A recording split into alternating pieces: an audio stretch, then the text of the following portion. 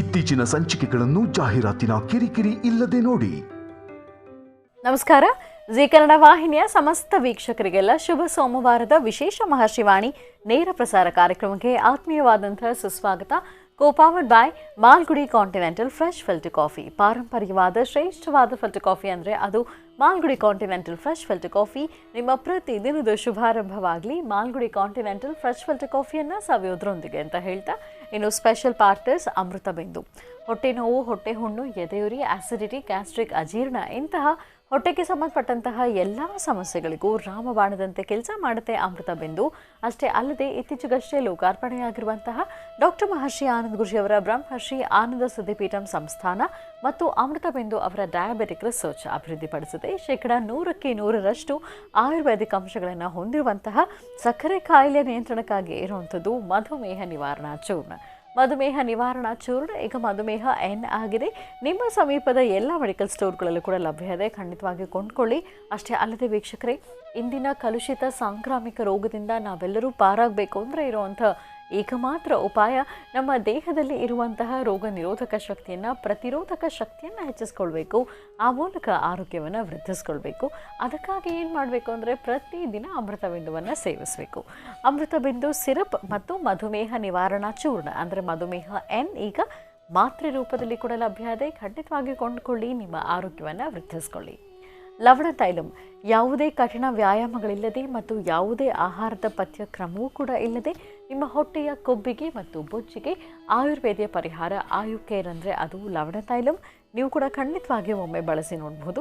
ಹಾಗೂ ಉಲ್ಲಾಸ್ ಅಗರಬತ್ತಿ, ಇನ್ನು ಸಾಧಾರಣ ಅಗರಬತ್ತಿ ಅಲ್ಲ, ಉಲ್ಲಾಸ್ ಅಗರಬತ್ತಿ ತನ್ನಿರಿ. ನಿಮ್ಮ ಮನೆಯ ಪೂಜಾಗೃಹದಲ್ಲಿ ಪ್ರತಿನಿತ್ಯವೂ ಬೆಳಗಲಿ ಉಲ್ಲಾಸ್ ಅಗರಬತ್ತಿ. ಮತ್ತು divine partner Deepam lamp oil, ದೀಪದ ಬೆಳಕಿನಲ್ಲಿ ಒಂದು ದೈವಿಕ ಅನುಭವ. 5 ವಿಶೇಷ ತೈಲಗಳ ಮಿಶ್ರಣವೇ ದೀಪಂ ಲ್ಯಾಂಪ್ ಆಯಿಲ್. ಬಳಸಿ ನೋಡಿ, ಶುಭ ಫಲಗಳನ್ನು ನಿಮ್ಮದಾಗಿಸ್ಕೊಳ್ಳಿ ಅಂತ ಹೇಳ್ತಾ ವೀಕ್ಷಕರೇ, ಇದು ಶುಭ ಸೋಮವಾರದ ವಿಶೇಷ ಮಹರ್ಷಿವಾಣಿ ನೇರ ಪ್ರಸಾರ ಕಾರ್ಯಕ್ರಮ.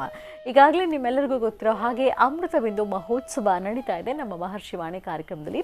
A&J ಹೆಲ್ತ್ ಕೇರ್ ವತಿಯಿಂದ ನಮ್ಮ ಮಹರ್ಷಿವಾಣಿ ಕಾರ್ಯಕ್ರಮದ ವೀಕ್ಷಕರಿಗೆ ಅವರು ನೀಡ್ತಾ ಇರುವಂತಹ ಕೊಡುಗೆ ಏನು ಅಂತ ಅಂದರೆ, ನಮ್ಮ ಮಹರ್ಷಿವಾಣಿ ನೇರ ಪ್ರಸಾರ ಕಾರ್ಯಕ್ರಮಕ್ಕೆ ಯಾರೆಲ್ಲ ಕರೆ ಮಾಡ್ತೀವಿ ಮತ್ತು ನಾವು ಯಾರ ಪತ್ರಗಳನ್ನೆಲ್ಲ ಓದಿರ್ತೀವಿ ಅವರಿಗೆಲ್ಲ A&J ಹೆಲ್ತ್ ಕೇರ್ ವತಿಯಿಂದ ಅಮೃತ ಬಿಂದುವಿನ ಆಯುರ್ವೇದಿಕ್ ಅಂಶಗಳನ್ನು ಹೊಂದಿರುವಂತಹ ಉತ್ಪನ್ನ ನಿಮ್ಮ ಮನೆ ಬಾಗಿಲಿಗೆ ಉಚಿತವಾಗಿ ತಲುಪಿಸ್ತಾ ಇದ್ದಾರೆ. ಹಾಗಾಗಿ ಪ್ರತಿದಿನ ನೀವು ಹೆಚ್ಚು ಕರೆಗಳನ್ನು ಮಾಡಬಹುದು ಮತ್ತು ಹೆಚ್ಚು ಪತ್ರಗಳನ್ನು ಕೂಡ ಬರೀಬೋದು.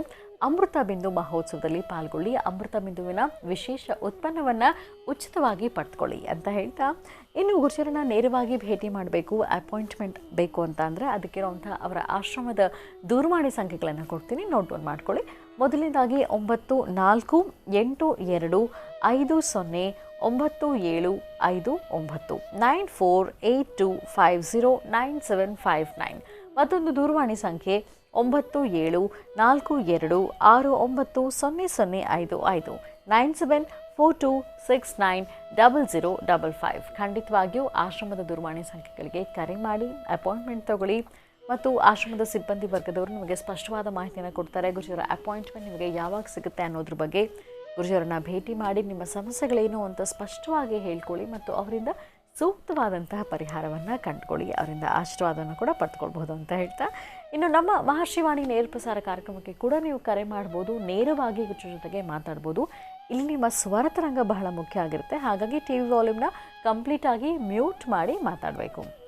08041219999 08041219999 ಇದು ನಮ್ಮ ನೇರ ಪ್ರಸಾರ ಕಾರ್ಯಕ್ರಮದ ದೂರವಾಣಿ ಸಂಖ್ಯೆ. ಖಂಡಿತವಾಗಿಯೂ ಕರೆ ಮಾಡಿ. ಇನ್ನು ಪತ್ರಗಳನ್ನು ಬರೆಯುವಂಥವ್ರು ಸಾಕ್ಷರಮತಿಗೆ ಸಂಬಂಧಪಟ್ಟ ಹಾಗೆ ಪತ್ರಗಳನ್ನ ಬರಿಬೋದು ಅಥವಾ ಮನೋಗತ ಪ್ರಶ್ನಾತಂತ್ರ ವಿಭಾಗಕ್ಕೆ ಸಂಬಂಧಪಟ್ಟ ಹಾಗೆ ಪತ್ರಗಳನ್ನ ಬರಿಬೋದು. ಮನೋಗತ ಪ್ರಶ್ನಾತಂತ್ರ ವಿಭಾಗಕ್ಕೆ ಪತ್ರಗಳನ್ನ ಬರೆಯುವಂಥವ್ರು ಕಡ್ಡಾಯವಾಗಿ ಫೋಟೋ ಅಗತ್ಯ ಇರೋದಿಲ್ಲ. ಸಾಕ್ಷರಮತಿಗೆ ಮಾತ್ರ ಖಂಡಿತವಾಗಿಯೂ ಕಡ್ಡಾಯವಾಗಿ ಫೋಟೋನ ಕಳಿಸ್ಕೊಡ್ಬೇಕಾಗತ್ತೆ.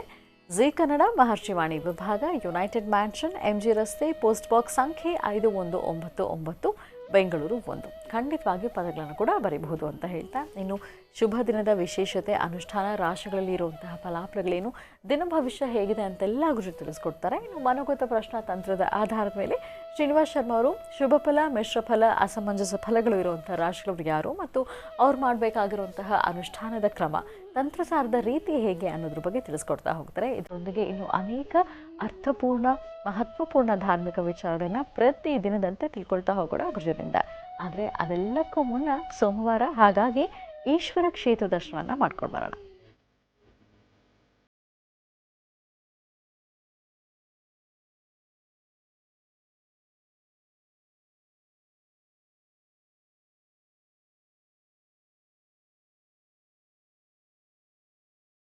देवदेवं जगन्नाथं देवेशं वृषभध्वजं नमामि शिरसा देवं किं नो मृत्युः करिष्यति गङ्गाधरं महादेवं सर्वाभरणभूषितं नमामि शिरसा देवं किं नो मृत्युः करिष्यति शिवाय सांबाय हरये परमात्मने प्रणतक्लेशनाशाय योगीनां पतये नमः.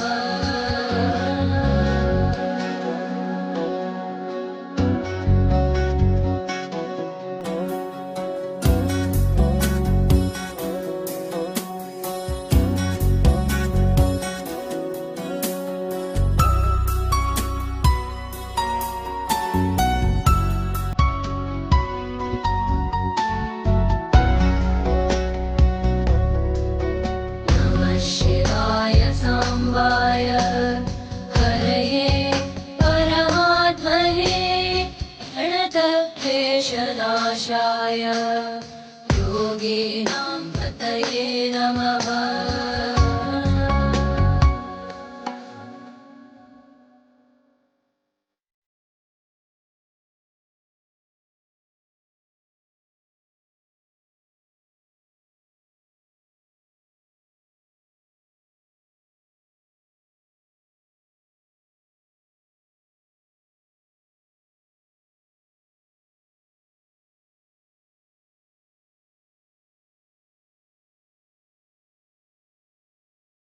उत्पत्तिस्थितिसंहार कर्तारमीश्वरं नमामि शिरसा देवं किं नो मृत्युः करिष्यति मार्कण्डेयकृतं स्तोत्रं यः पठेत् शिवसन्निधौ तस्य मृत्युभयं नास्ति नास्ति चोरभयं क्वचित्. शिवाय सांबाय हरये परमात्मने प्रणतक्लेशनाशाय योगीनां पतये नमः.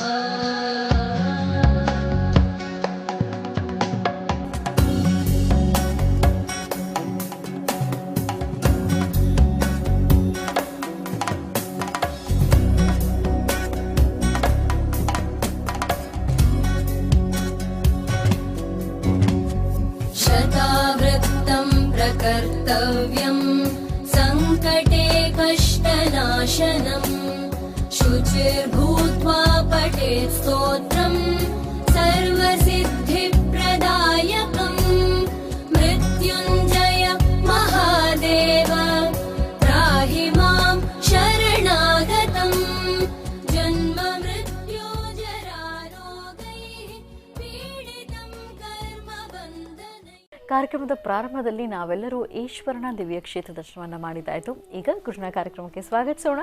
ಶ್ರೀಯುತರು ಸಾಮುದ್ರಿಕ ಶಿರೋಮಣಿ ಸ್ವರ ಸರ್ವಜ್ಞ ದರ್ಪಣಾಂಜನ ಚಕ್ಷುರ್ಮತಿ ವಿದ್ಯಾನಿಪುಣ ಶ್ರೀ ವಿದ್ಯೋಪಾಸಕ ರತ್ನ ಅಥರ್ವಣ ಪರಿಹಾರ ಪ್ರವೀಣ ವನಸಿರಿ ಆಯುರ್ವೇದ ರತ್ನರು ಮತ್ತು ರಾಜ್ಯದ ಧಾರ್ಮಿಕ ಪರಿಷತ್ನ ಸದಸ್ಯರೂ ಆಗಿರುವಂಥ ಶ್ರೀ ಶ್ರೀ ಡಾಕ್ಟರ್ ಮಹರ್ಷಿ ಆನಂದ್ ಗುರುಜಿಯವರು. ಬನ್ನಿ ಹಾಗಿದ್ರೆ ಕೃಷ್ಣ ಕಾರ್ಯಕ್ರಮಕ್ಕೆ ಆತ್ಮೀಯವಾಗಿ ಬರ್ಮಾಡ್ಕೊಳ್ಳೋಣ.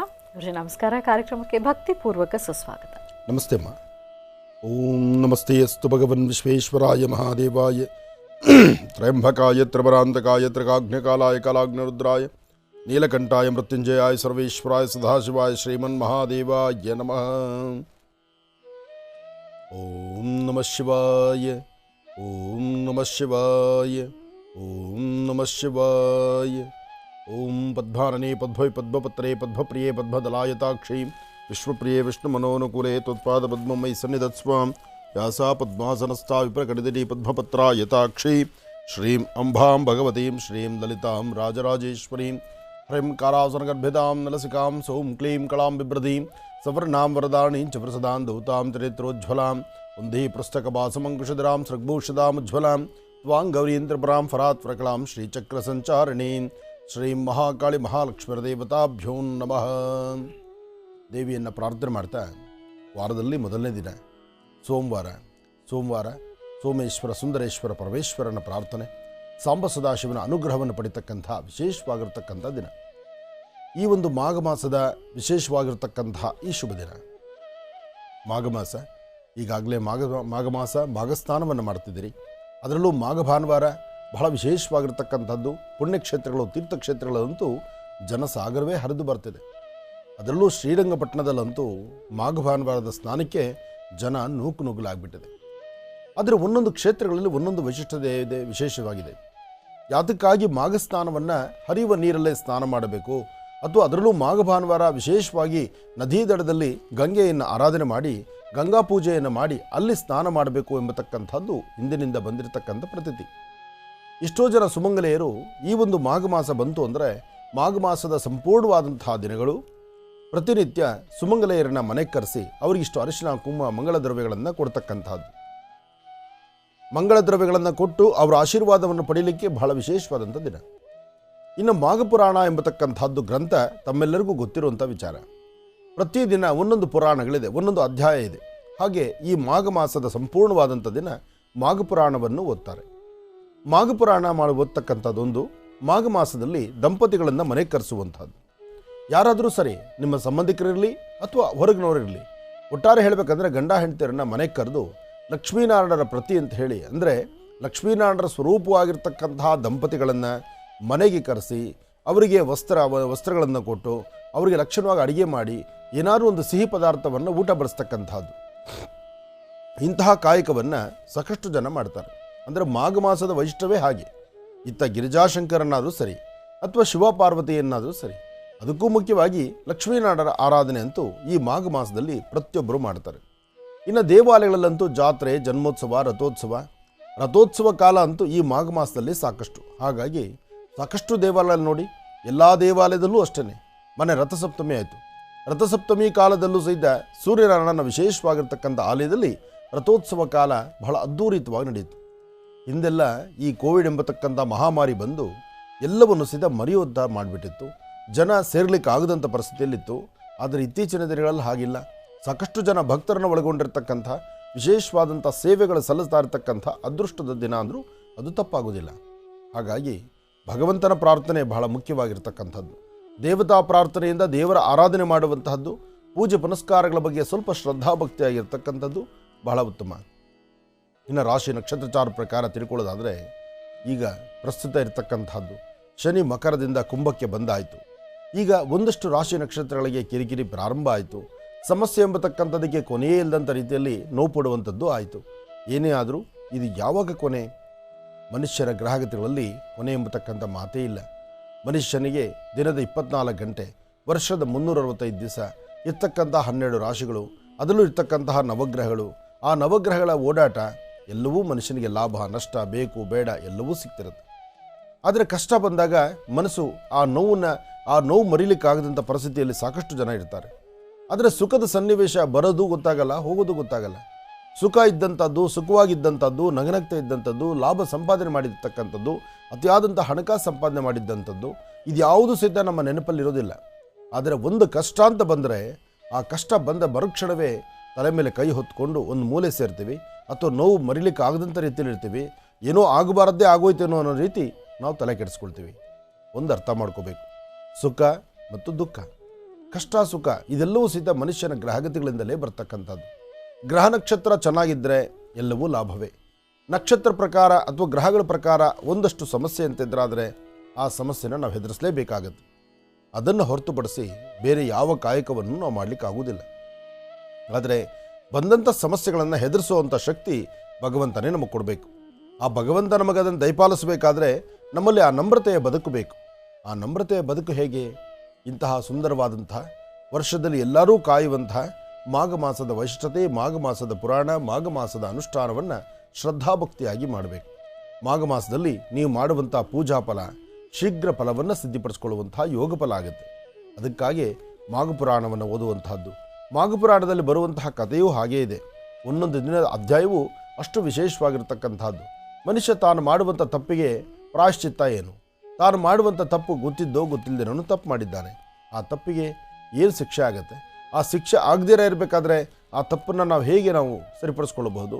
ಜೊತೆಗೆ ಇಲ್ಲಿ ನಡೆಯುವಂತಹ ಅಥವಾ ಈ ಕ್ಷಣದಲ್ಲಾಗುವಂತಹ ಧರ್ಮ ಕಾರ್ಯಗಳ ಬಗ್ಗೆ ಮತ್ತು ಆದಷ್ಟು ದೇವತಾ ಪ್ರಾರ್ಥನೆ ಬಗ್ಗೆ, ಒಂದಷ್ಟು ಜಪತಪಗಳ ಬಗ್ಗೆ, ಜೊತೆಗೆ ಮುಖ್ಯವಾಗಿ ಯಾವ ದೊಡ್ಡ ಅನುಷ್ಠಾನ ನೀವು ಮಾಡದಿದ್ರೂ ಪರವಾಗಿಲ್ಲ, ಸೂರ್ಯ ಉದಯಿಸೋದಕ್ಕಿಂತ ಮುನ್ನ, ಸೂರ್ಯ ಬೆಳಿಗ್ಗೆ ರಥವನ್ನೇರಿ ಕೂರುವುದಕ್ಕಿಂತ ಮುನ್ನ ಅಥವಾ ತಾನು ಬೆಳಕನ್ನು ಕೊಡುವುದಕ್ಕಿಂತ ಮುನ್ನ ಸ್ನಾನ ಮಾಡಿ ಪೂರ್ವಾಭಿಮುಖವಾಗಿ ನಿಂತು ಒಂದು ಸೂರ್ಯ ನಮಸ್ಕಾರ ಮಾಡಿದ್ರೆ ಸಾಕಂತೆ ಈ ಮಾಘ ಮಾಸದ ಸಂಪೂರ್ಣ ಫಲವನ್ನು ಸಿದ್ಧಿಪಡಿಸ್ಕೊಳ್ಬೋದು. ನೋಡಿ, ಚಕ್ರ, ಯಂತ್ರ, ಪೂಜೆ, ಪುನಸ್ಕಾರ, ದುಡ್ಡು, ಕಾಸು, ಖರ್ಚು, ವೆಚ್ಚ ಏನೂ ಇಲ್ಲ. ಇರ್ತಕ್ಕಂತಹದ್ದು ಸೂರ್ಯ ಉದಯಿಸೋದಕ್ಕಿಂತ ಮುನ್ನ, ಸೂರ್ಯ ತನ್ನ ರಥವನ್ನೇರಿ ಕೂತು ತನ್ನ ಬೆಳಕನ್ನು ಆ ಕಿರಣಗಳನ್ನು ಪಸರಿಸುವ ಮುನ್ನ ಸ್ನಾನ ಮಾಡಿ ತಾನು ಬರುವಿಕೆಗಾಗಿ ನಮ್ಮ ಕಾತುರತೆ, ನಮ್ಮ ಕಾಯುವಿಕೆ ಇದ್ದರೆ ಆಗ ನಮ್ಮ ಫಲಗಳು ಸಾಕಷ್ಟು ಅಂತ ಹೇಳ್ತಾರೆ. ಇರ್ತಕ್ಕಂಥ ದೋಷ ಪರಿಹಾರ ಅಂತ ಹೇಳ್ತಾರೆ. ಅದಕ್ಕೋಸ್ಕರ ಈ ಮಾಘ ಮಾಸದ ಸಂಪೂರ್ಣವಾದಂಥ ಪ್ರತಿದಿನವೂ ಸಹಿತ, ಅದರಲ್ಲೂ ಮಾಘಸ್ನಾನ ಮಾಘ ಭಾನುವಾರ. ಆ ಭಾನುವಾರವೇ ಯಾಕಿಷ್ಟು ಒತ್ತಿಡಿದು ನಾವು ಹೇಳ್ತಿದ್ದೀವಿ ಅಂದರೆ, ಭಾನುವಾರ ಆದಿತ್ಯವಾರ, ಅದು ರವಿಯ ವಾರ ಅಥವಾ ಸೂರ್ಯನಾರಾಯಣನ ವಾರ. ಅದಕ್ಕೋಸ್ಕರ ಮಾಘ ಮಾಸದ ಸೂರ್ಯನ ಕಿರಣ ನೋಡಿ, ನದಿಯಲ್ಲಿ ಸ್ನಾನ ಮಾಡಬೇಕಾದ್ರೆ ನದಿಯಲ್ಲಿ 3 ಸತಿ ಮುಳುಗಂತೆ. ಆ 3ನೇ ಮುಳುಗಿ ನಾವು ಮೇಲೆ ಎದ್ದೇಳುವಾಗ ಸೂರ್ಯನ ಆ ಬಂಗಾರದ ವರ್ಣದ ಆ ಕಿರಣಗಳು ನಮ್ಮ ಶರೀರದ ಮೇಲೆ ಬೀಳಬೇಕಂತ ಆ ಪ್ರಕಾರವಾಗಿ ಸ್ನಾನ ಮಾಡಬೇಕು ಅಂತ ಹೇಳ್ತಾರೆ ಶಾಸ್ತ್ರದಲ್ಲಿ. ಆದರೆ ಎಲ್ಲರೂ ಒಂದೇ ಸಮಯ ಮಾಡಲಿಕ್ಕೆ ಸ್ಥಳ ಸಾಕಾಗುವುದಿಲ್ಲ, ಒಂದಷ್ಟು ವ್ಯತ್ಯಾಸ ಆಗುತ್ತೆ.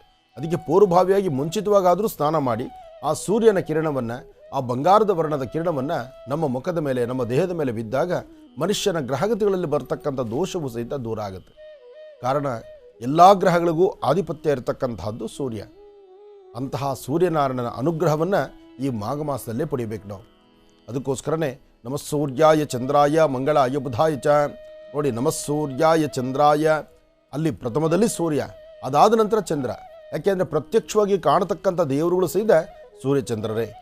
ಸೂರ್ಯಚಂದ್ರರನ್ನು ನಾವು ನೋಡಿದಾಗ ಪ್ರತಿಯೊಬ್ಬರ ಮನಸ್ಸಲ್ಲೂ ಆಗುತ್ತೆ, ಸೂರ್ಯನ ಬೆಳಕು ಸ್ವಲ್ಪ ಹೊತ್ತು ಕಾಣಲಿಲ್ಲ ಅಂದರೆ ಗ್ರಹಣ ಪ್ರಕ್ರಿಯೆ ಎಷ್ಟೊತ್ತು, ಸ್ವಲ್ಪ ಹೊತ್ತೇ ಗ್ರಹಣ ಇರತಕ್ಕಂಥದ್ದು.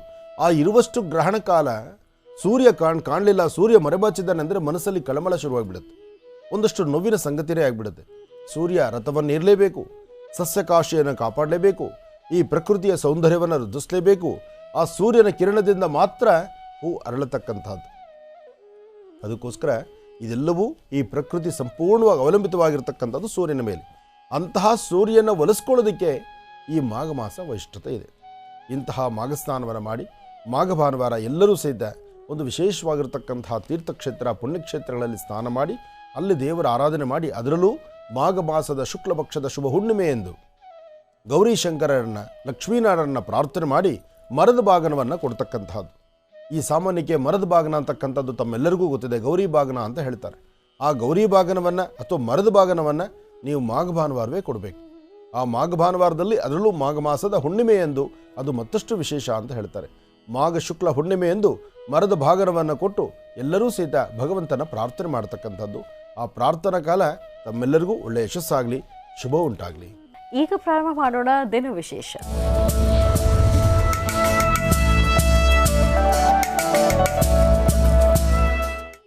ಶುಭ ಸೋಮವಾರದ ಈ ಶುಭ ದಿನದ ವಿಶೇಷತೆ ಏನು ತಿಳ್ಕೊಳ್ಳೋಣ ಗುರುಜಿಯವರಿಂದ. ಗುರುಜಿ, ಪಂಚಾಂಗ ಶ್ರವಣ ಮಾಡೋದಾ? ಖಂಡಿತಮ್ಮ. ಎಲ್ಲವೂ ಯೋಚನೆ ಮಾಡ್ತಾ ಒಂದು ಮಾಘ ಸ್ನಾನವನ್ನು ಎಲ್ಲ ನಮ್ಮ ಅಭಿಮಾನಿ ದೇವರುಗಳ ಜೊತೆಯಲ್ಲಿ ಒಂದು ಮಾಘ ಸ್ನಾನ ಮಾಡಿದ್ರೆ ಅದರ ಪುಣ್ಯ ಅಂತ ನನ್ನ ಮನಸ್ಸಿಗೆ ಬಂತು. ಆದರೆ ಮಾಘ ಸ್ನಾನ ಅಂತ ನಾನು ಇಲ್ಲಿ ಕೂತು ಒಂದು ಸೇಳಿ ಇಂಥ ಜಾಗಕ್ಕೆ ನಾನು ಬರ್ತೀನಿ ಅಂದರೆ ಅಲ್ಲೇನಾದ್ರು ನುಗ್ಗಲಾಗ್ಬಿಟ್ರು ಒಂದು ಯೋಚನೆ ಮಾಡಬೇಕು. ಯಾಕೆಂದರೆ ನೀರು ವಿಚಾರ.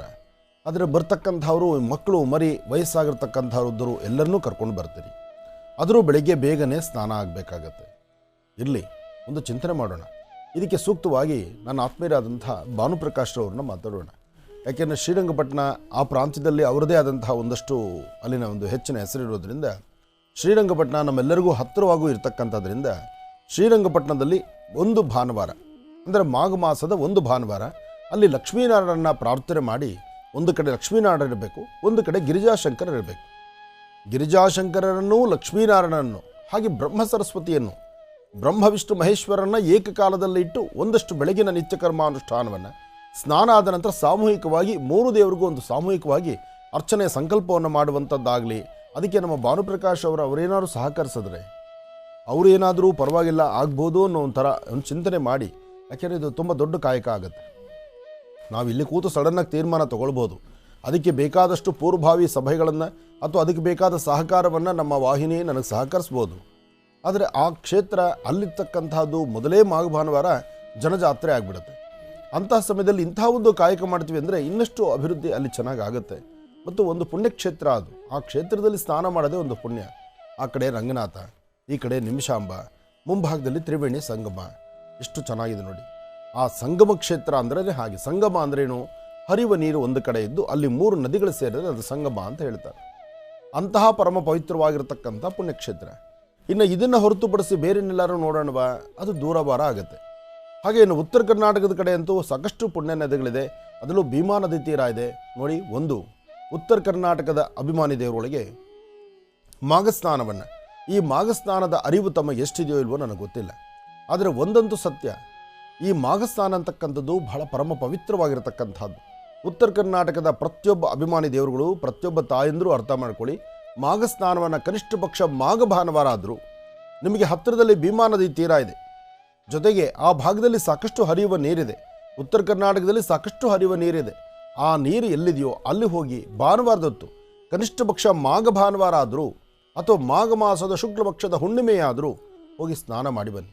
ಏನಿಲ್ಲ, ಸ್ನಾನ ಮಾಡೋದು, ಗಂಗೆ ಪ್ರಾರ್ಥನೆ ಮಾಡೋದು, ಇಷ್ಟೇ ಮಾಡಿ ಸಾಕು. ಇನ್ನೇನಿಲ್ಲ, ಖರ್ಚಿಲ್ಲ, ವೆಚ್ಚ ಇಲ್ಲ. ನಿಮ್ಮ ಟ್ರಾವೆಲಿಂಗ್ ಹೋಗಿ ಬರೋದು ಒಂದಷ್ಟು ಖರ್ಚಾಗ್ಬೋದು. ಇನ್ನು ಆ ಕ್ಷೇತ್ರದಲ್ಲಿರ್ತಕ್ಕಂಥ ದೇವರು ಭೀಮಾ ನದಿ ತೀರಕ್ಕೆ ಹೊರಟ್ರೆ ಗುರು ದತ್ತ ಮಹಾರಾಜರು, ಗುರುಗಳ ಆಶೀರ್ವಾದ, ಅಲ್ಲಿ ಆ ದರ್ಶನ ಮಾಡೋದೇ ಭಾಗ್ಯ ಅಲ್ವಾ. ಅದರಲ್ಲೂ ಬೆಳಗಿನ ಜಾವ 2 ಗಂಟೆಗೆ ಗುರು ದತ್ತಾತ್ರೇಯರ ಅಭಿಷೇಕ ಆಗಿ ದತ್ತರು ಯಾವ ರೂಪದಲ್ಲಿ, ಯಾವ ಸ್ವರೂಪದಲ್ಲಿ, ಎಲ್ಲಿ ಹೇಗೆ ಕಾಣಿಸ್ಕೊಳ್ತಾರೋ, ಕಲಿಯುಗದಲ್ಲಿ ಇಂದಿಗೂ ಸಹಿತ ಪ್ರತ್ಯಕ್ಷ ದೇವತೆ ಆಗಿ ಪ್ರತ್ಯಕ್ಷವಾಗಿ ಗುರುಗಳು ಬಂದು ಯಾವುದೋ ಒಂದು ರೀತಿಯಲ್ಲಿ ದಿನದ 24 ಗಂಟೆಲಿ ಒಂದು ಭಾಗ ಬಂದು ಅಲ್ಲಿ ಆ ಸಾನ್ನಿಧ್ಯದಲ್ಲಿ ಇದ್ದು ಹೋಗ್ತಾರೆ. ಅಂತಹ ಪ್ರತಿಥಿ ಅಲ್ಲಿರೋದ್ರಿಂದಲೇ ಇವತ್ತಿಗೂ ಯಾರ ಜಾತಕದಲ್ಲಿ ಗುರುಬಲ ಇಲ್ಲ, ಯಾರ ಜಾತಕದಲ್ಲಿ ಗುರುವಿನ ಅನುಗ್ರಹ ಇಲ್ಲ, ಯಾರ ಜಾತಕದಲ್ಲಿ ಗುರು ಅನುಗ್ರಹ ಇಲ್ದಿರೋ ಕೆಲಸ ಕಾರ್ಯಗಳಲ್ಲಾಗಲಿ, ವಿವಾಹ ಆಗಲಿ, ಸಂತಾನ ಆಗಲಿ, ಕುಟುಂಬ ನೆಮ್ಮದಿ ಆಗಲಿ ಇಲ್ಲ, ಅಂತಹವ್ರು ಒಮ್ಮೆ ಗುರು ದತ್ತಾತ್ರೇಯರ ದರ್ಶನ ಮಾಡಿದ್ರೆ, ಗಾಣಗಾಪುರದ ದರ್ಶನ ಮಾಡಿದ್ರೆ, ದತ್ತರ ಆ ವಿಶೇಷವಾಗಿರುವ ಸಾನ್ನಿಧ್ಯದಲ್ಲಿ ಭೀಮಾ ನದಿ ತೀರ ಸ್ನಾನ, ದತ್ತರ ದರ್ಶನ, ಪರಮ ಪಾವನ. ಅಂತಹ ಒಂದು ವೈಶಿಷ್ಟ್ಯತೆ ಉತ್ತರ ಕರ್ನಾಟಕ. ಹಾಗೆ ಆ ಭಾಗದ ಜನಕ್ಕೆ ಅಲ್ಲಿದೆ. ಇನ್ನು ಈ ಭಾಗಕ್ಕೆ ಸಂಬಂಧಪಟ್ಟರೆ, ದಕ್ಷಿಣಕ್ಕೆ ಸಂಬಂಧಪಟ್ಟರೆ ನಮಗೆ ನಂಜನಗೂಡು, ನಂಜುಂಡೇಶ್ವರನ ಸಾನ್ನಿಧ್ಯ ಅಂತೂ ಪರಮ ಪವಿತ್ರತೆ. ಅಲ್ಲಿ ಕಪಿಲಾ ನದಿ ಹರಿತಾ ಇದೆ. ನಂಜುಂಡೇಶ್ವರನ ಸಾನ್ನಿಧ್ಯ ಇದೆ. ಅಲ್ಲಿಯಾದರೂ ಸರಿ ಮಾಘ ಭಾನುವಾರ ಹೋಗಿ ಅಲ್ಲಾದರೂ ಒಂದು ಪುಣ್ಯ ಸ್ನಾನವನ್ನು ಮಾಡಿ ಬನ್ನಿ. ಒಂದು ಕಪಿಲಾ ನದಿ, ಇಲ್ಲ ಶ್ರೀರಂಗಪಟ್ಟಣ, ಕಾವೇರಿ ಈ ಭಾಗದಲ್ಲಿ ನಮಗೆ ಸಿಗುವಂತಹದ್ದು. ಇನ್ನು ಅಲ್ಲೂ ಇಲ್ಲ ಅಂದರೆ ಕನಕಪುರದ ಹತ್ರ ಹೋದರೆ, ಕನಕಪುರದ ಸ್ವಲ್ಪ ಮುಂದಕ್ಕೆ ದೊಡ್ಡ ಆಲದ ಮರ ಅದು ದಾಟಿ ಮುಂದಕ್ಕೆ ಹೊರಟ್ರೆ ಅಲ್ಲಿ ಸಂಗಮ ಕ್ಷೇತ್ರ, ಅದು ಬಹಳ ಚೆನ್ನಾಗಿದೆ, ಬಹಳ ವಿಶಾಲವಾದ ಸ್ಥಳ. ಯಾರು ಎಲ್ಲಿ ಬೇಕಾದ್ರೂ ಸ್ನಾನ ಮಾಡ್ಬೋದು. ಆದರೆ ಒಂದು ಕಿವಿ ಮಾತಿರಲಿ, ಮಾಘ ಸ್ನಾನಕ್ಕೆ ಹೊರಟ್ರೆ ಮಧ್ಯರಾತ್ರಿ ಹೊರಡಬೇಕಾಗತ್ತೆ. ಚಾಲಕರನ್ನು ಸುಮ್ಮನೆ ದಬಾಯಿಸ್ಕೊಂಡು ಸ್ಪೀಡಾಗಿ ನಡೀರಿ ಅಂತ ಚಾಲಕರಿಗೆ ನೀವು ಡಿಮ್ಯಾಂಡ್ ಮಾಡಬಾರ್ದು. ಆದಷ್ಟು ಅವ್ರನ್ನ ಮಾತಾಡಿಸ್ಕೊಂಡು ಹೊರಡಬೇಕು. ಯಾಕೆಂದರೆ ಮಧ್ಯರಾತ್ರಿ ಪ್ರಯಾಣ ಆಗಿರುತ್ತೆ. ಮಧ್ಯರಾತ್ರಿ ಪ್ರಯಾಣ ಎಂಥವ್ರಿಗೂ ಕಣ್ಣು ಎಳೆಯುತ್ತೆ, ನಿದ್ದೆ ಬರುತ್ತೆ.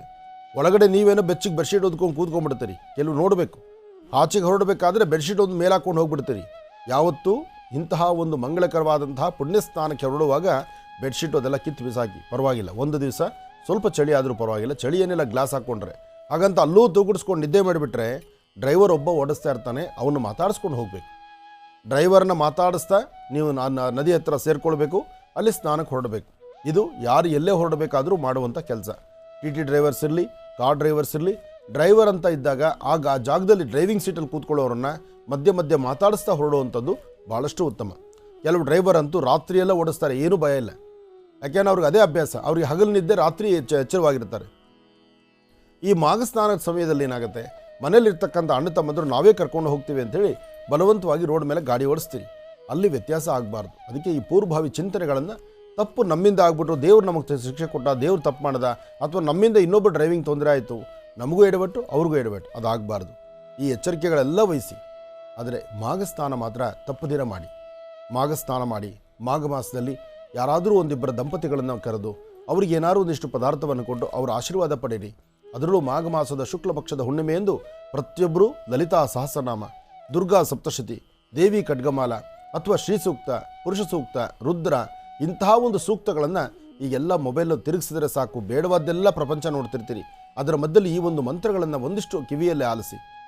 ಬಹಳ ಪುಣ್ಯದ ಕೆಲಸ. ಬೆಳಿಗ್ಗೆದ್ದು ಪ್ರತಿಯೊಬ್ಬರ ಮನೆಯಲ್ಲೂ ಸ್ನಾನ ಮುಗಿಸಿದ ನಂತರ ಓಂಕಾರವನ್ನು, ಮೊಬೈಲಲ್ಲೇ ಇರುತ್ತೆ, ಓಂಕಾರವನ್ನಾದರೂ ಹಾಕಿ, ಶ್ರೀ ಸೂಕ್ತವನ್ನಾದರೂ ಹಾಕಿ, ದುರ್ಗಾ ಸೂಕ್ತವನ್ನಾದರೂ ಹಾಕಿ, ಆ ಸೂಕ್ತವನ್ನು ಆನ್ ಮಾಡಿ ಮೊಬೈಲ್ ಬಿಟ್ಬಿಡಿ ಬೆಳಿಗ್ಗೆ ಮನೆಯಲ್ಲಿ.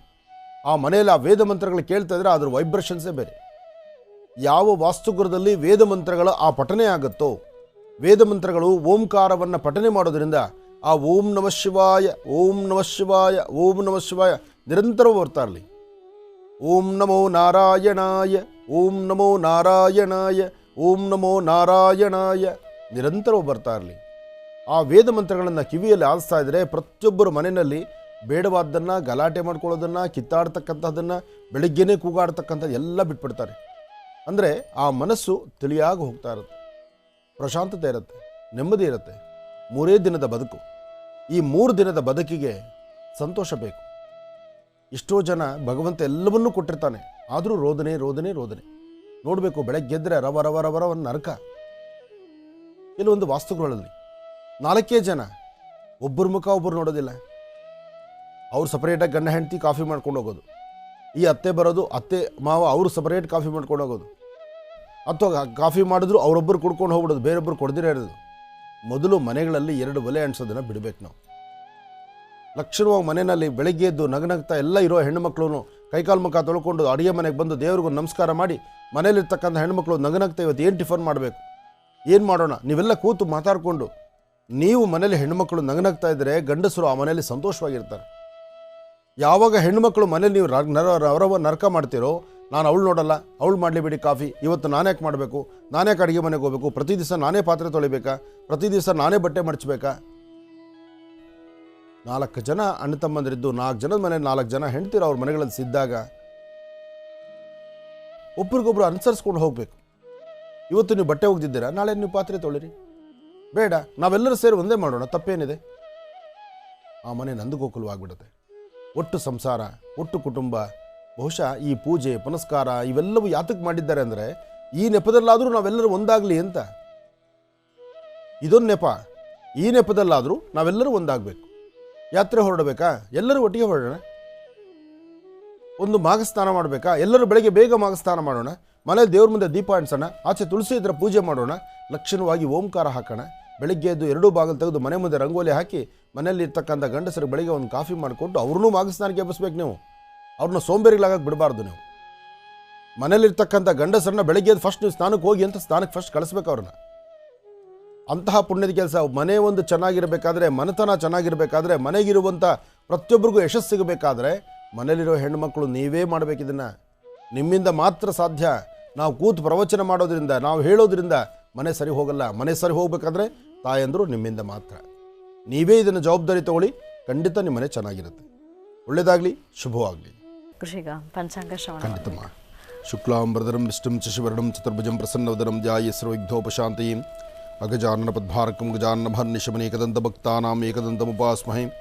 ರಾಮಾಯ ರಾಮಭದ್ರಾಯ ರಾಮಚಂದ್ರಾಯ ವೇದಸೇ ರಘುನಾಥಾಯ ನಾಥಾಯ ಸೀತಾಯ ಪತೇ ನಮಃ. ಜಾನಕಿ ರಾಮ ಪಟ್ಟಾಭಿರಾಮ ಶ್ರೀರಾಮ ರಾಮ ರಾಮತಃ ಶ್ರೀಮದ್ ಮಹಾರಾಮಚಂದ್ರ ಸ್ವಾಮಿನೇ ನಮಃ.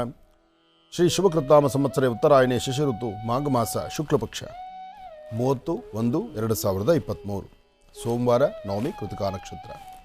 30/1/2023 ನೋಡಿ, 2023 ಜನವರಿ 30ನೇ ತಾರೀಕು ಬಂದಾಯಿತು. ನಗೋಯಿಗೂ ಅಂದರೆ ಫೆಬ್ರವರಿ ಬಂದ್ಬಿಡುತ್ತೆ.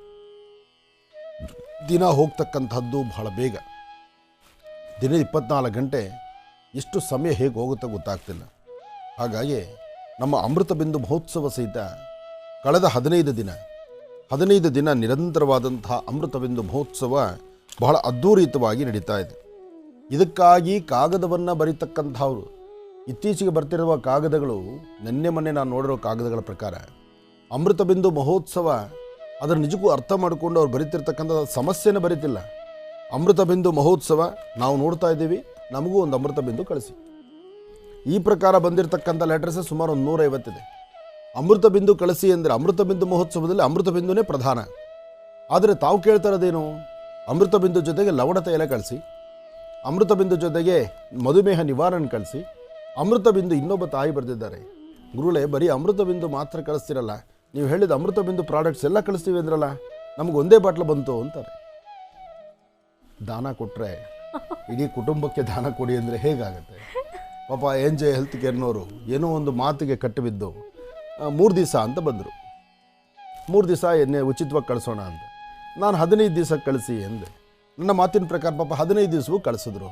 ಅಂದರೆ ಇನ್ನೂ ನಾಳೆ ತನಕ ಅವ್ರ ಸಮಯ ಇದೆ. ಆದರೆ ಇತ್ತೀಚೆಗೆ ಬರ್ತಾ ಈ ಕಾಗದಗಳು, ಫೋನುಗಳು ಸಿಕ್ಕಾಪಟ್ಟೆ ಆಗಿದೆ. ನಾವು ನೇರ ಪ್ರಸಾರದಲ್ಲಿ ತೊಗೊಳಕ್ಕಾಗ್ತಾ ಇಲ್ಲ. ಉದ್ದೇಶ ನಮಗೆ ಬೇರೆಲ್ಲ ವಿಚಾರಗಳಿರೋದ್ರಿಂದ 1.5 ಗಂಟೆ ಬರೀ ಅವರಿಗೆ ನಾವು ಹೊತ್ತು ಕೊಡೋಕ್ಕಾಗೋದಿಲ್ಲ.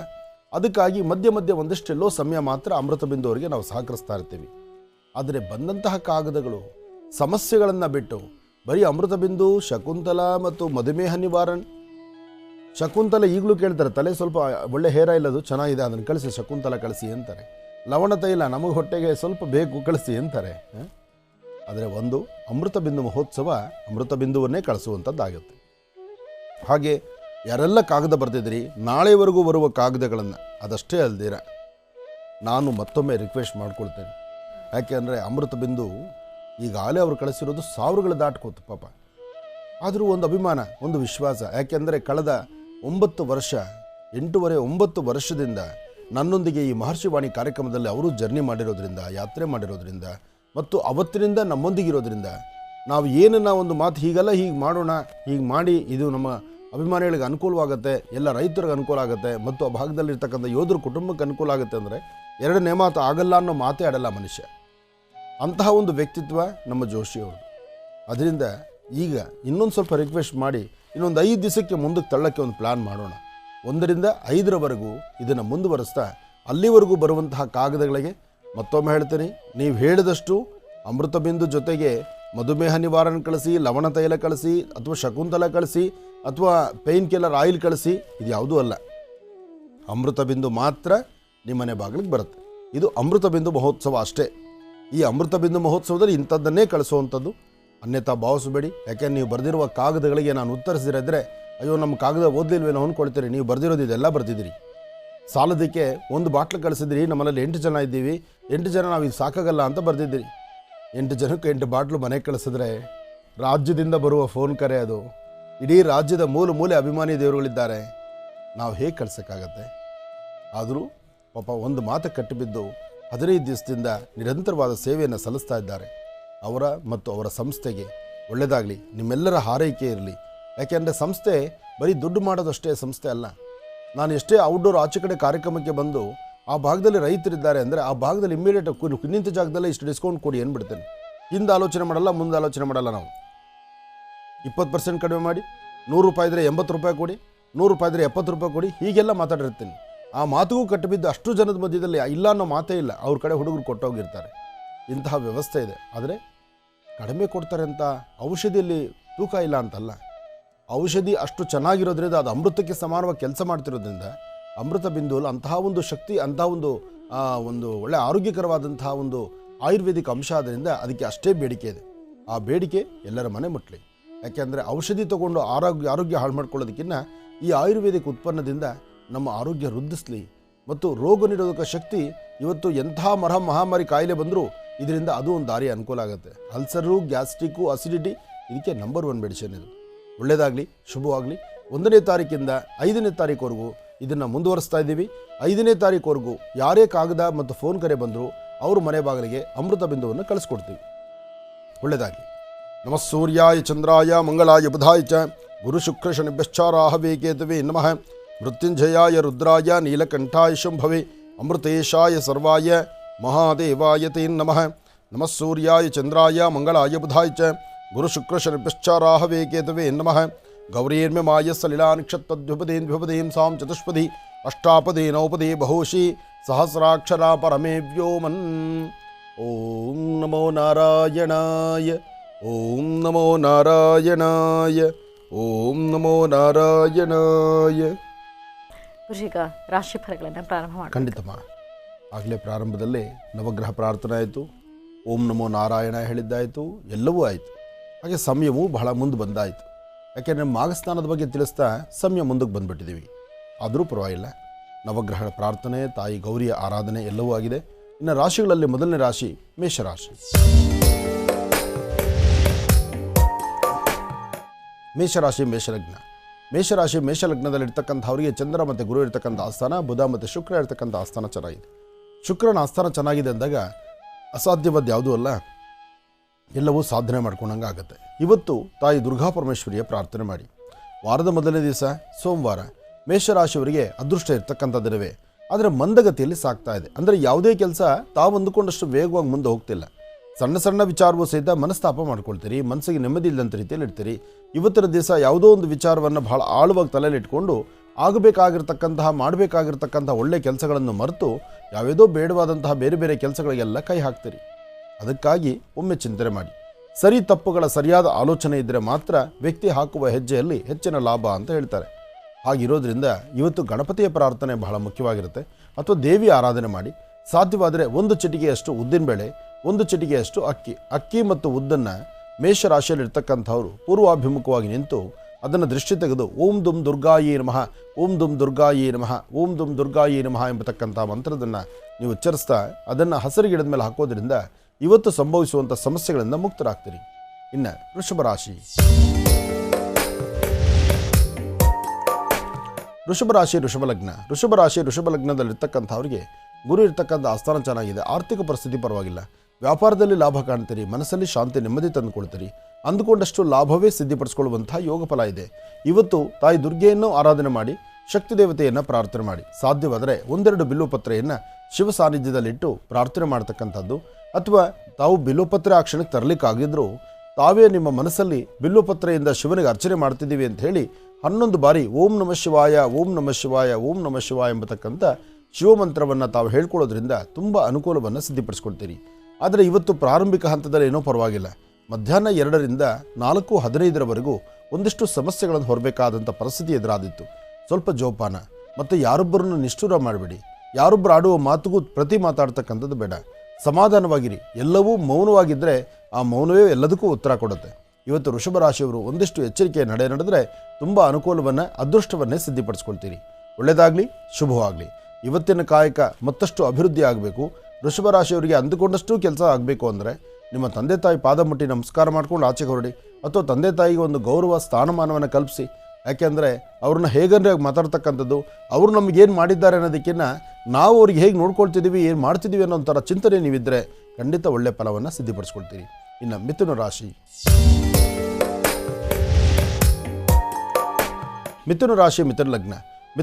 ಮಿಥುನ ಲಗ್ನದಲ್ಲಿರ್ತಕ್ಕಂಥವ್ರಿಗೆ ಇವತ್ತು ಆರ್ಥಿಕ ಪರಿಸ್ಥಿತಿ, ವ್ಯವಹಾರ, ಕೆಲಸ ಕಾರ್ಯಗಳು ಎಲ್ಲ ಕಡೆಯಿಂದಲೂ ಒಂದಲ್ಲ ಒಂದು ಕಡೆ ಭಗವಂತ ಕೈ ಹಿಡಿದು ನಡೆಸ್ತಾನೆ.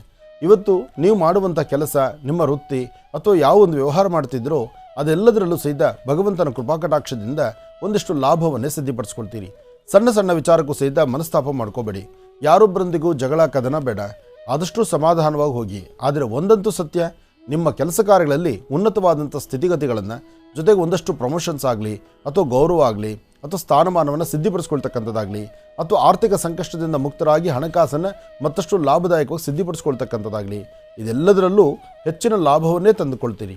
ಆದರೆ ಮಾಡೋ ಕೆಲಸದಲ್ಲಿ ಮಾತ್ರ ಒಂದಿಷ್ಟು ಸಣ್ಣದಾಗಿ ಮನಸ್ಸನ್ನು ನೋವು ಮಾಡಿಕೊಳ್ಳೋ ಪರಿಸ್ಥಿತಿ ಎದುರಾಗ್ತಿರುತ್ತೆ.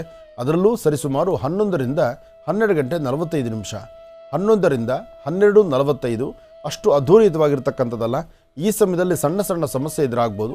ಸ್ವಲ್ಪ ಜೋಪಾನವಾಗಿದ್ದರೆ ಖಂಡಿತ ಒಳ್ಳೆಯ ಫಲವನ್ನು ಮಿಥುನ ರಾಶಿಯವರು ಸಿದ್ಧಿಪಡಿಸ್ಕೊಳ್ತೀರಿ. ಇನ್ನು ಕರ್ಕಾಟಕ ರಾಶಿ.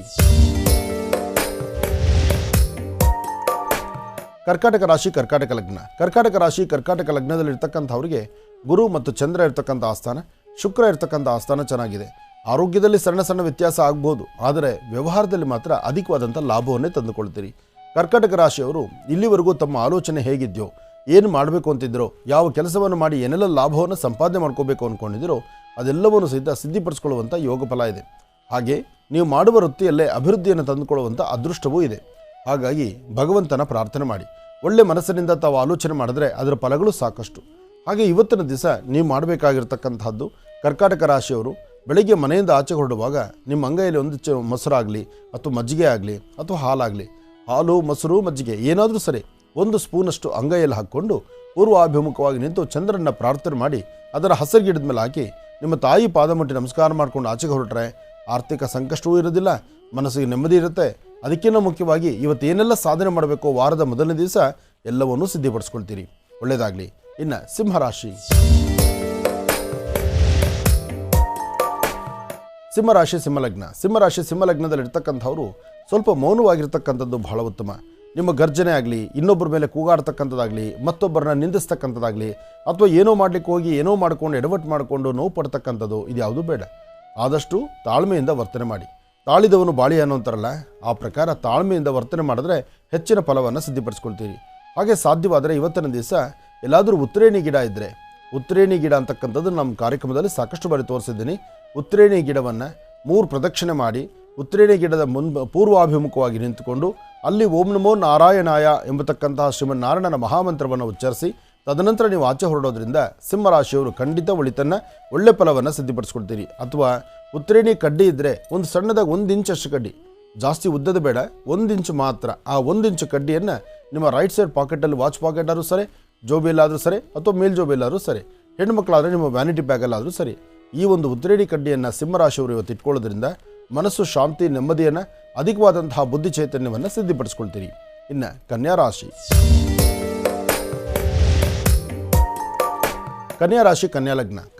ಕನ್ಯಾಲಗ್ನದಲ್ಲಿರ್ತಕ್ಕಂಥವರು ಆರೋಗ್ಯದ ಕಡೆ ಗಮನ ಕೊಡಿ.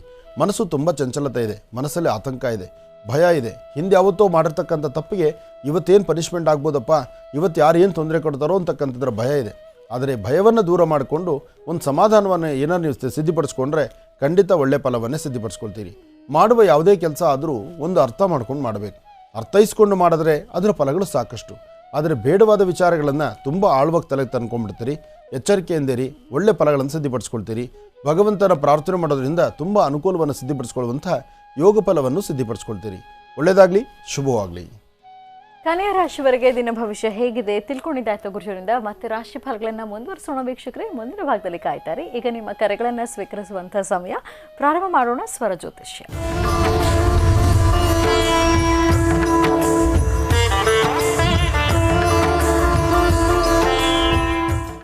ಕಾರ್ಯಕ್ರಮದಲ್ಲಿ ಮೊದಲನೇ ಕರೆ ಯಾರು ಮಾಡ್ತಿದ್ದಾರೆ ಮಾತಾಡ್ಸೋಣ. ಹಲೋ. ಹಲೋ, ನಮಸ್ತೆ. ನಮಸ್ತೆ ಮೇಡಮ್. ನಿಮ್ಮ ಹೆಸರು ಹೇಳಿವಾ? ನನ್ನ ಹೆಸರು ಶೋಭಾ ಅಂತ, ಮಂಗಳೂರಿಂದ. ಓಕೆ, ಯಾರ ಬಗ್ಗೆ ಮಾತಾಡ್ತೀರಿ ಈಗ?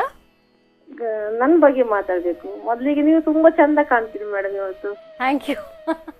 Thank you. ಮಾತಾಡಿ. ಕಾರ್ಯಕ್ರಮಕ್ಕೆ ನಿಮ್ಮ ನಗುವೆ ತುಂಬಾ ಚಂದ ಕಾಣ್ತಾ ಉಂಟು ಯಾವಾಗ್ಲೂ ಸಹ. Thank you, thank you. ಮಾತಾಡಿ ಗುರುಜಿ ಹತ್ರ. ಹಲೋ. ಹರಿ ಓಂ ಗುರುಜಿ. ಹರಿ ಓಂ. ನಮಸ್ತೆ ತಾಯಿ. ಮಂಗಳೂರಿಂದ ನಿಮ್ಮ ಅಭಿಮಾನಿಯಾಗಿ ಹೇಳಮ್ಮ. ಅದೇ ಗುರುಜಿ ಎಂತ ಅಂತ ಹೇಳಿಕ್ಕೆ, ನಾನು ಎಲ್ಲಾ ನಿಮ್ಮ ಕಾರ್ಯಕ್ರಮ ನೋಡ್ತಾ ಇದ್ದೀನಿ ಗುರುಜಿ ಒಂದು 8 ವರ್ಷದಿಂದ. ನೀವು ಎಲ್ಲಿದ್ರಿ ನಿಮ್ಮ ಕಾನಡಿಗೆ ನಾನಿದ್ದೇನೆ, ದಿನ ಬರ್ತಾ ಇದ್ದೇನೆ. ಮೊನ್ನೆ ಬೀಚ್ ರೋಡಿಗೆ ಬಂದಿದ್ದೀನಿ, ಅದು ನಾನು ನಿಮ್ಮನ್ನು ಭೇಟಿಯಾಗಿದ್ದೇನೆ. ದಿನ ಎಲ್ಲಿದ್ದು ಎಲ್ಲಿಯೂ ಬರ್ಲಿಕ್ಕಾಗ ಏರ್ಪೋರ್ಟಿಗೆ ಅದು ಬಂದು ನಿಮ್ಮನ್ನು ಭೇಟಿಯಾಗ ನಮ್ಮ ಒಂದು ತಂಡವೇ ಗೊತ್ತಿರ್ಬೋದು ಈಗ ಯಾರು ಅಂತ ಹೇಳಿ. ಹಾಗೆ ನಾನು ಕುಂಭರಾಶಿ ಹುಟ್ಟಿದ್ದೇನೆ ಗುರುಜಿ. ಹಾಗೆ ನನಗೆ ಸ್ವಲ್ಪ ನೀವು ಹೇಳೋದ್ರೆ ಸ್ವಲ್ಪ ಧೈರ್ಯ ಬರ್ತದೆ, ಏನ್ ತೊಂದ್ರೆ ಇಲ್ಲ ಅಂತ ಹೇಳಿದ್ವಿ. ಇದು ಪೂರ್ವಭಾದ ನಕ್ಷತ್ರ ಕುಂಭರಾಶಿಯವರು ಯಾವತ್ತೂ ಧೈರ್ಯವಾಗಿರಬೇಕು, ಧೈರ್ಯ ಕೆಡಿಸ್ಕೊಳ್ಳೇಬಾರದು. ಯಾಕೆಂದ್ರೆ ನಮ್ಮಲ್ಲಿ ಲಾಭ ನಷ್ಟ ಎಲ್ಲವೂ ಇದೆ. ಬರ್ತದೆ ಗುರುಜಿ. ಒಳ್ಳೇದಾಗ್ಲಿ, ಹೇಳಮ್ಮ. ಅದೇ ಗುರುಜಿ, ಈಗ ನೀವು ಅಮೃತೋತ್ಸವ ಮಾಡಿದ್ರಲ್ಲ? ಹೌದು. ಇಡೀ ಗುರುಜಿ ನಾನು ಕೇರಳಕ್ಕೆ ನಿಮ್ಮ ಇದು ಅಮೃತ ಕೊಂಡು ಹೋಗ್ತೇನೆ ಗುರುಜಿ. ಆಮೇಲೆ ಲವಣ ತೈಲಕ್ಕೆ ಒಳ್ಳೆ ಬೇಡಿಕೆ ಉಂಟು. ನಾನು ಎಲ್ಲಿ ನಿಮ್ಮ ಸ್ಟಾಲ್ ಉಂಟು ಅವರು ಜೋಶಣ್ಣನ ಅಲ್ಲಿ ನಿಂತು ತಕೊಂಡು ಹೋಗುದು ನಾನೇ ಗುರುಜಿ. ಕೇರಳಕ್ಕೆ ಸಹ ಸಪ್ಲೈ ಮಾಡ್ತೇನೆ ಗುರುಜಿ. ಅದು ಇನ್ನೊಂದು ವಿಷಯ ಅಂತಂದ್ರೆ ನಿಮ್ಮ ಕೈಯಾರೆ ಕೊಡ್ಬೇಕಂತ ನಿಮ್ಮ ಅಭಿಮಾನಿಗಳು ಹೇಳ್ತಾರೆ. ಅವಾಗ ಗುರುಜಿ ಕೈಯಿಂದ ಮುಟ್ಟಿಸಿ ನಮ್ಗೆ ತಂದು ಕೊಡಿ ಅಂತ ಹೇಳ್ತಾರೆ ಗುರುಜಿ. ಅದನ್ನು ನೀವು ಮಾಡ್ಬೇಕು ಈಗ ನನಗೆ. ಆಯ್ತು, ಒಂದು ಕೆಲಸ ಮಾಡ್ತೇನೆ ನೋಡಿ, ಇಲ್ಲಿ ನಿಮ್ಮ ಮುಂದೆ ಈಗ ನೀವು ನನ್ನ ಕಾರ್ಯಕ್ರಮ ನೋಡ್ತಿದ್ರೆ ಅಮೃತ ಬಿಂದುನ ನಾನು ಕೈಯಲ್ಲಿ ಹಿಡಿದಿದ್ದೇನೆ. ಈ ಅಮೃತ ಬಿಂದು ಈಗ ನನ್ನ ಮುಂದೆ ಇರೋದೇ ನಿಮ್ಮ ಅಡ್ರೆಸ್ಸಿಗೆ ಬಂದ್ಬಿಡುತ್ತೆ. ಬೇಕಾದ್ರೆ ಗುರುಜಿ ಬಂದಿದೆ. ಈ ಅಮೃತ ಬಿಂದು ಮೇಲೆ ನಂದೊಂದು ಇನ್ಶಿಯಲ್ ನಾನೊಂದು ಸೈನ್ ಹಾಕ್ಬಿಟ್ಟೆ ಕಳಿಸ್ತೀನಿ, ಅಂದ್ರೆ ಇದೇ ಬಾಟ್ಲಿ ಅಂತಲೂ ಗೊತ್ತಾಗ್ಬಿಡ್ಲಿ.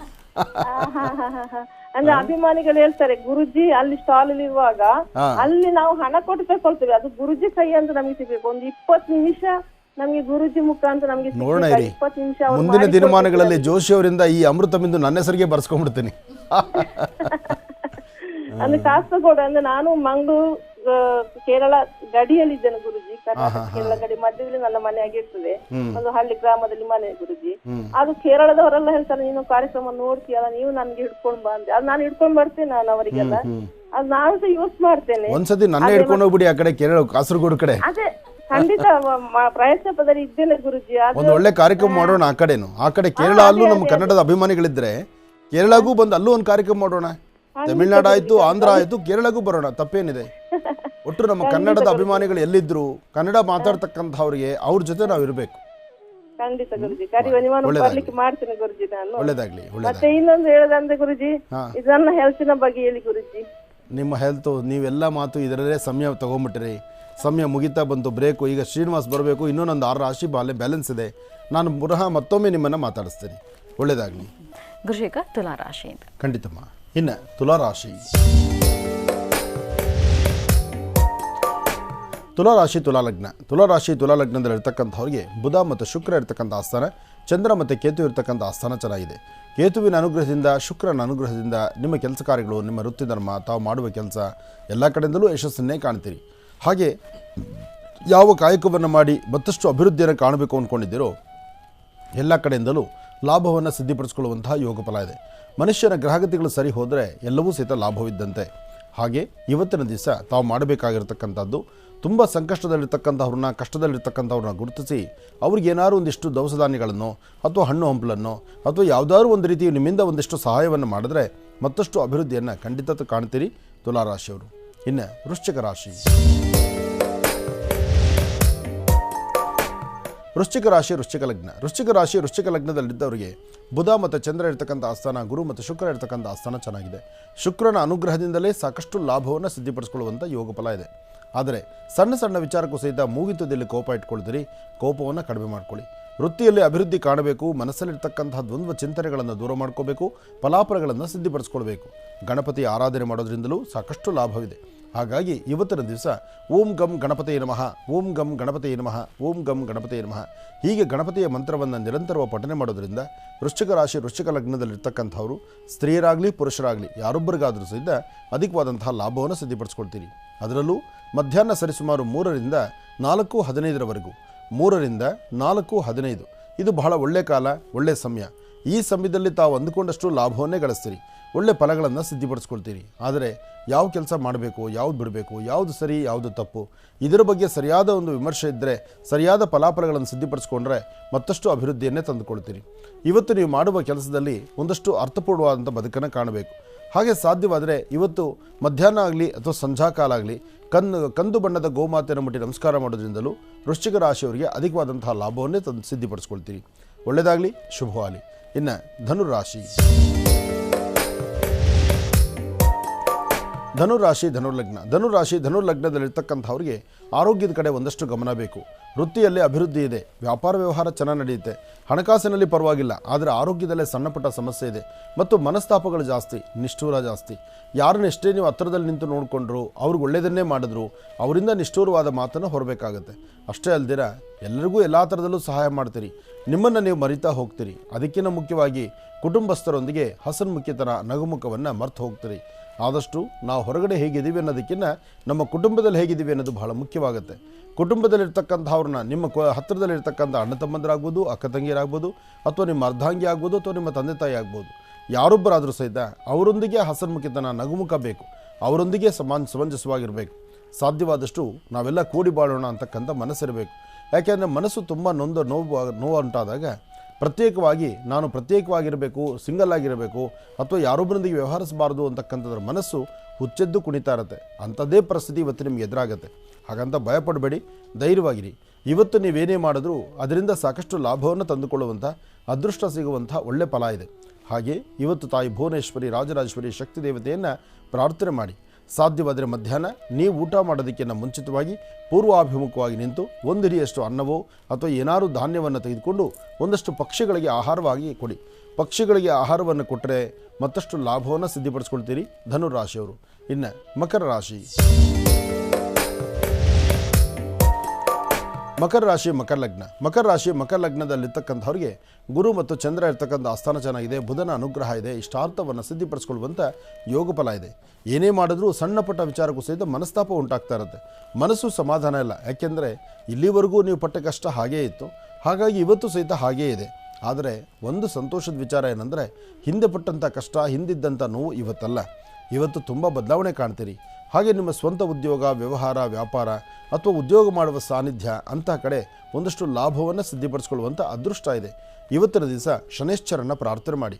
ಓಂ ಶಂ ಶನೈಶ್ಚರಾಯ ನಮಃ, ಓಂ ಶಂ ಶನೈಶ್ಚರಾಯ ನಮಃ, ಓಂ ಶಂ ಶನೈಶ್ಚರಾಯ ನಮಃ. ಹೀಗೆ ಶನೈಶ್ಚರ ಮಂತ್ರವನ್ನು ಪಠನೆ ಮಾಡೋದರಿಂದ ತುಂಬ ಅದೃಷ್ಟವನ್ನೇ ಸಿದ್ಧಿಪಡಿಸ್ಕೊಳ್ತೀರಿ ಮಕರ ರಾಶಿಯವರು. ಒಳ್ಳೆಯದಾಗಲಿ, ಶುಭವಾಗಲಿ. ಇನ್ನು ಕುಂಭರಾಶಿ.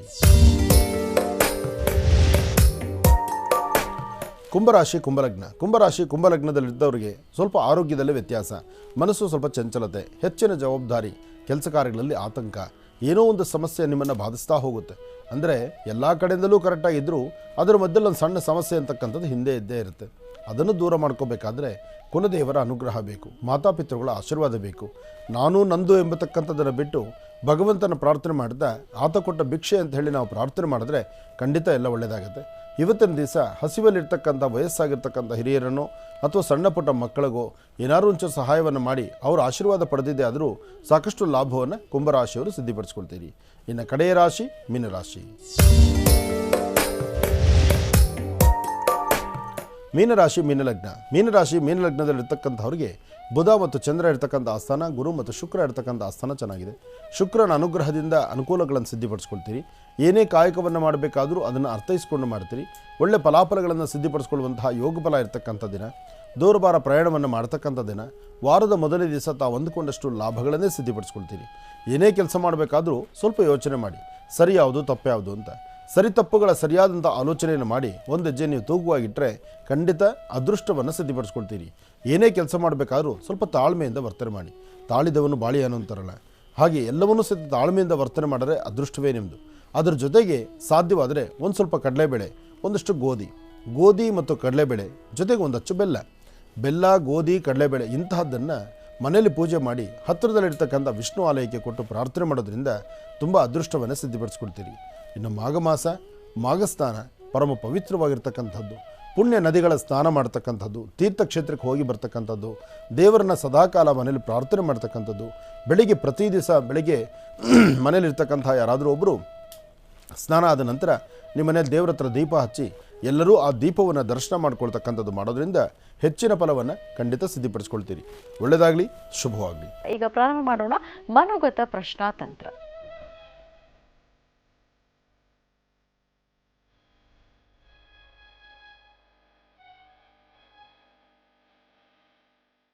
ಬನ್ನಿ ಹಾಗಿದ್ರೆ ವೀಕ್ಷಕರೇ, ಮನೋಗತ ಪ್ರಶ್ನಾತಂತ್ರ ವಿಭಾಗಕ್ಕೆ ಎಂದಿನಂತೆ ಶ್ರೀನಿವಾಸ್ ಶರ್ಮಾ ಅವರನ್ನ ಆತ್ಮೀಯವಾಗಿ ಬರ್ಮಾಡ್ಕೊಳ್ಳೋಣ. ನಮಸ್ತೆ, ಕಾರ್ಯಕ್ರಮಕ್ಕೆ ಸ್ವಾಗತ. ನಮಸ್ತೆ ಅಮ್ಮ. ಓಂ ಶ್ರೀ ಗುರುಭ್ಯೋ ನಮಃ. ಹರಿ ಓಂ. ಗುರುಬ್ರಹ್ಮ ಗುರುವಿಷ್ಣು ಗುರುದೇವೋ ಮಹೇಶ್ವರ ಗುರು ಸಾಕ್ಷಾತ್ ಪರಬ್ರಹ್ಮ ತಸ್ಮೈ ಶ್ರೀ ಗುರುವೇ ನಮಃ. ಗುರವೇ ಸರ್ವಲೋಕಾನಾಂ ವಿಶಜೇ ಭವರೋಗಿನಾಂ ನಿಧಯೇ ಸರ್ವವಿದ್ಯಾನಾಂ ಶ್ರೀ ದಕ್ಷಿಣಾಮೂರ್ತಯೇ ನಮಃ. ಜ್ಞಾನಾನಂದಮಯಂ ದೇವಂ ನಿರ್ಮಲಂ ಸ್ಫಟಿಕಾಕೃತಿಂ ಆಧಾರಂ ಸರ್ವವಿದ್ಯಾನಾಂ ಹಯಗ್ರೀಮುಪಾಸ್ಮಹೇ. ಜಗತಪಿತರಂ ವಂದೇ ಪಾರ್ವತಿ ಪರಮೇಶ್ವರೌ. ಪ್ರತಿನಿತ್ಯದ ಕಾರ್ಯಕ್ರಮದಂತೆ ಮೊದಲನೇದಾಗಿ ನನ್ನ ಅಜ್ಜಿ ತಾತರವರನ್ನು ಶ್ರದ್ಧಾ ಭಕ್ತಿಯಿಂದ ಪ್ರಾರ್ಥನೆಯನ್ನು ಮಾಡ್ತಾ, ನನ್ನ ಗುರುಸ್ಥಾನದಲ್ಲಿರ್ತಕ್ಕಂಥ ನನ್ನ ತಂದೆಯವರಾದಂಥ ಆನಂದ್ ಗುರುಜರ ಪಾದರವಿಂದಲಿಗೆ ನಮನವನ್ನು ಮಾಡ್ತಾ, ಮತ್ತು ನನ್ನ ಮಾತೃಶ್ರೀಯವರನ್ನು ಕೂಡ ಶ್ರದ್ಧಾ ಭಕ್ತಿಯಿಂದ ಪ್ರಾರ್ಥನೆಯನ್ನು ಮಾಡ್ತಾ, ಮಂಗಳವಾರ ದೇವಿಯ ಸಂಪೂರ್ಣ ಕೃಪಾಶೀರ್ವಾದದೊಂದಿಗೆ ಮನೋಗತ ಪ್ರಶ್ನಾತಂತ್ರವನ್ನು ಪ್ರಾರಂಭ ಮಾಡೋಣ. ಬಹಳ ವಿಶೇಷವಾಗಿ ಮಾಘ ಮಾಸದ ಮಂಗಳವಾರ ದೇವಿಯ ಸಂಪೂರ್ಣ ಕೃಪಾಶೀರ್ವಾದ. ಸೋಮವಾರ ಕ್ಷಮಿಸಿ ಸೋಮವಾರ ದೇವಿಯ ಸಂಪೂರ್ಣ ಕೃಪಾಶೀರ್ವಾದದೊಂದಿಗೆ ಸೋಮೇಶ್ವರ ಸುಂದರೇಶ್ವರ ಪರಮೇಶ್ವರನ ಸಂಪೂರ್ಣ ಕೃಪಾಶೀರ್ವಾದದೊಂದಿಗೆ ಮನೋಗತ ಪ್ರಶ್ನಾತಂತ್ರವನ್ನು ಪ್ರಾರಂಭ ಮಾಡೋಣ. 12 ರಾಶಿಗಳಲ್ಲಿರ್ತಕ್ಕಂಥ ಪ್ರತಿಯೊಬ್ಬರೂ ಕೂಡ ಪರಮೇಶ್ವರನ ಅನುಗ್ರಹ ಇರಲಿ ಅಂತ ನಾನು ಕೂಡ ಭಗವಂತನಲ್ಲಿ ಪ್ರಾರ್ಥನೆಯನ್ನು ಮಾಡ್ತೇನೆ. ಒಳ್ಳೆಯದಾಗಲಿ, ಶುಭವಾಗಲಿ. ಇನ್ನು ತಾವೆಲ್ಲರೂ ಕೂಡ ಕಾಯ್ತಾ ಇದ್ದೀರಿ ಮನೋಗತ ಪ್ರಶ್ನಾತಂತ್ರದಲ್ಲಿ ಬರ್ತಕ್ಕಂಥ ರಾಶಿಫಲದಲ್ಲಿರ್ತಕ್ಕಂಥ ಫಲಾಫಲಗೋಸ್ಕರ. ತಾವೆಲ್ಲರೂ ಕೂಡ ಉತ್ತರಾಭಿಮುಖವಾಗಿ ಕೂತು ಭಗವಂತನಲ್ಲಿ ಪ್ರಾರ್ಥನೆಯನ್ನು ಮಾಡಿ. ಒಳ್ಳೆಯದಾಗಲಿ, ಶುಭವಾಗಲಿ.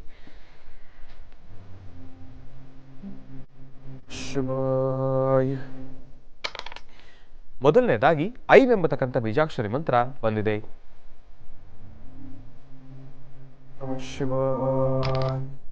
ಎರಡನೇದಾಗಿ ಕ್ಲೀಂ ಎಂಬತಕ್ಕಂಥ ಬೀಜಾಕ್ಷರಿ ಮಂತ್ರ ಬಂದಿದೆ.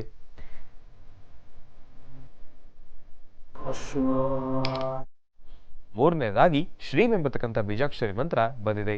ಐಂ ಕ್ಲೀಂ ಶ್ರೀಂ, ಐಂ ಕ್ಲೀಂ ಶ್ರೀಂ, ಐಂ ಕ್ಲೀಂ ಶ್ರೀಂ. ಈ 3 ಬೀಜಾಕ್ಷರಿ ಮಂತ್ರವನ್ನ 12 ರಾಶಿಗಳಲ್ಲಿರ್ತಕ್ಕಂಥವ್ರು ಪ್ರತಿಯೊಬ್ಬರನ್ನು ಕೂಡ 48 ಬಾರಿ ಪಠನೆ ಮಾಡಿ. ಯಾವ ರಾಶಿಯವರಿಗೆ ಒಳಿತಾಗತ್ತೆ, ಯಾವ ರಾಶಿಯವರಿಗೆ ಮಿಶ್ರ ಫಲ, ಯಾವ ರಾಶಿಯವರಿಗೆ ಅಶುಭ ಫಲ ಎಂಬತಕ್ಕಂಥದನ್ನ ನಾನು ನಿಮಗೆ ತಿಳಿಸ್ಕೊಡ್ತೀನಿ.